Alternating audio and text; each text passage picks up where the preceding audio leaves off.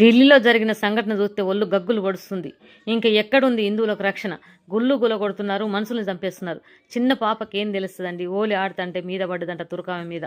పడ్డందుకు వాళ్ళందరినీ వాళ్ళ కుటుంబాన్ని తీసుకొచ్చి వాళ్ళ బాబాయిని కొట్టి చంపేశారు.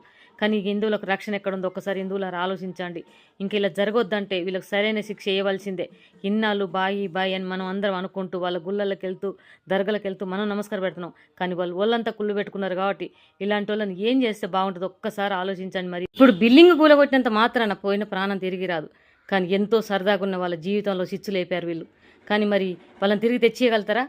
కానీ ఎందుకు ఇంత మూర్ఖంగా ఆలోచిస్తున్నారు? ముస్లిమ్స్ అంటేనే కోపం వచ్చే వీళ్లకు మరి హిందువులను ఎందుకు ఇంత పొట్టన పెట్టుకుంటున్నారు? అలాంటి వాళ్ళని ఏం చేయాలో ఒకసారి ఆలోచించండి. దయచేసి గవర్నమెంట్ పట్టించుకొని మా హిందువులకు కూడా రక్షణ ఇవ్వండి. ఎందుకంటే చాలామంది పోరాడి అలసిపోతున్నారు. దేవుళ్ళ గుళ్ళు కూడా కొడుతున్నారు, మనుషులను చంపేస్తున్నారు. ఇలాంటి వాళ్ళని ఏం చేయాలో ఒకసారి ఆలోచించండి. ఎక్కడి నుండి వచ్చిన వీళ్ళకి ఇంత ఉంటే ఇక్కడ ఉన్న